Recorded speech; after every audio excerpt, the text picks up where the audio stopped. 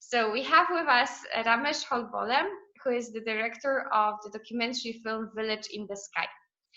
A Village in the Sky is a story of a remote Indian village that is suffering from drought, which is strongly influencing the life of its inhabitants. It also causes the unusual unemployment rate among the villagers. The village is inhabited mostly by children and elderly people. At the same time, the village is literally in the shadows of a wind farm. We learn that the windmills were built not so long ago. However, the villagers don't benefit from its situation. They neither get free electricity nor jobs, although both were promised to them. You made a film about the villagers in a very remote part of India, but at the same time being a very universal story of many places that nowadays get less and less inhabitants because people move to bigger cities. Why have you chosen Village in the Sky? So, this village and this story is very close to my personal life. Because of where I born, there my whole childhood, it suffered from the water crisis. It's, when I was a child, every day we used to go to bring water from 1 to 2 kilometers. So that story, it's very close to me. And even that area, it's a droughty area. It's very less water. Even it's sometimes it's rain, sometimes it's not rain. So that's why from my place, where lots of people come to Mumbai, Pune for working. Mumbai, it's like a big city for people. Lots of Indian people come to Mumbai. Now, now, so even my parents, they sometimes they come for Mumbai, Pune for working. So even I came from the working family. Even we don't have a farm and this. So my father and mother, they were laborer. So I choose particularly this village because of I want to tell a story always where I came from.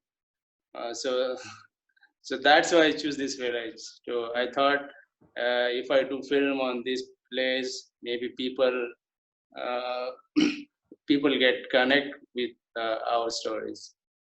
One of the characters in your film, one of the protagonists, is digging is digging a well to be able to have the water and be less dependent on the well that is so far away.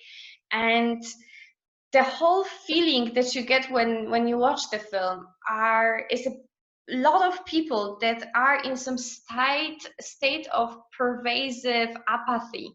They talk a lot about the problems that they're facing. They talk a lot about the problems with the windmills and the fact that only jobs for, if I remember correctly, 7 people was offered, although it was supposed to be for all village people. That they didn't get any free electricity, although it was promised. That the government doesn't really care about them, that they need to build the road. But at the same time, only this one man who takes the action. He's the only one who takes the things in his hands and tries to solve the problem. And the whole village is very apathic. It's even the teacher explaining that she's worried about her job because if they will notice that it's actually less and less people, they might shut down the school. So people complain, but they don't really believe maybe or trust that their actions can make some difference. And the only solution is immigration. And is it like a popular way of thinking? Is it something that is happening to such small communities? Because that Bhimrao, who is a digging well there in the village, he's the unique character I found there in the village. Yeah, because lots of young people like us, like me, they are migrating to the big cities. But the Bhimrao, he was in his younger time, he was migrated to the Mumbai. So he lost his job there in Mumbai. Then he came to the village. So he don't have any option at this time. He don't want to go to the migrate. He don't want to go to the big city. So he thought, why not? I will dig my own well and I will do the water and I will produce my own farm here. So I think he's a very it's very positive person. I found there, and I thought why not? I will build my narrative around him, and I will tell the story of the village. Yeah. From his perspective. Um, we know that wind farms in general, they can affect weather patterns, and it's being proven by some research that the proximity of windmills can influence the weather. And the villagers are complaining a lot about the drought and the lack of rain and how irregular it is. And then they live in the shadows of the windmills. That makes you think whether it's not connected and whether they're not being punished by something that is happening because of the technology. But at the same time, it could be just the climate change or the climate of this particular region. Could you tell us something more about that? Because we don't know this part of the world. Yeah. You know, this area is very drought place. It's already droughty place. So only in a year, only 3 or 4 months rain will come there, and even they don't have any facilities there. They don't have a dam to keep protect the water. So and even they it's very less trees are there. So because of the droughty place, people are going to migrate this place. So that windmill company came there, and they took their lands in very few rupees, few money.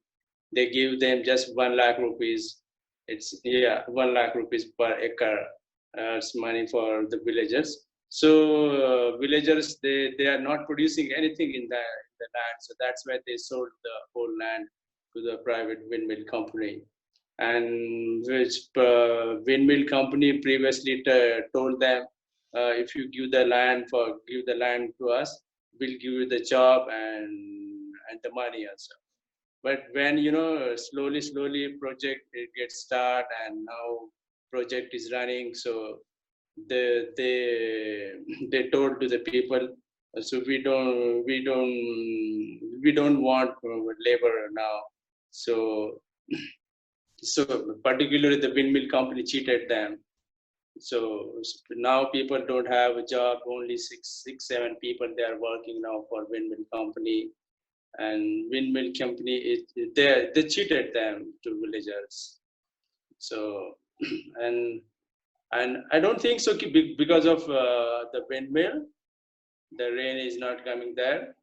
Which that area is already droughty place.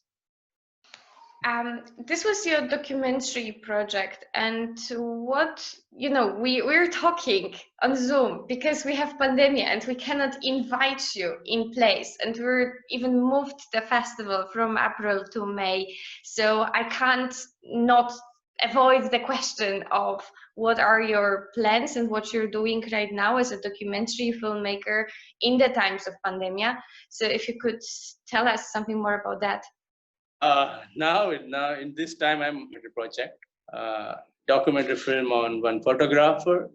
He's the documentary photographer based in Mumbai. So now I'm researching on him. I'm going to plan the full-length documentary film on him. And this, my everything was planned. Shooting it's in April, but suddenly these things happen. So last 2 months I'm totally locked down. It's only in my home now.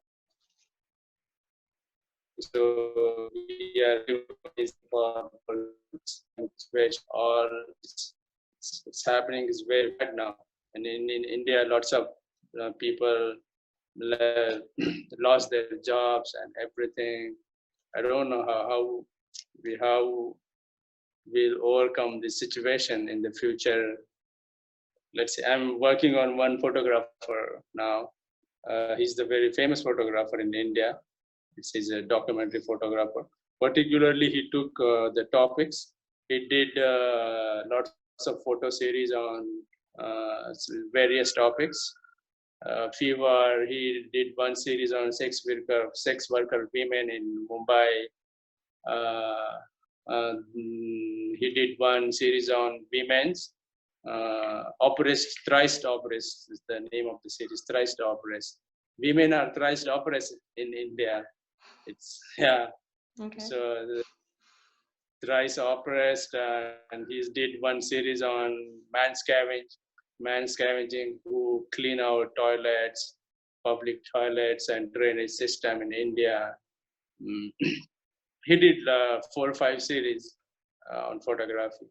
I'm working on him. Yeah. Okay, so you're using now this time to do the research and work on the archival materials and things that you can do from home. Yeah. I totally understand. Okay, great.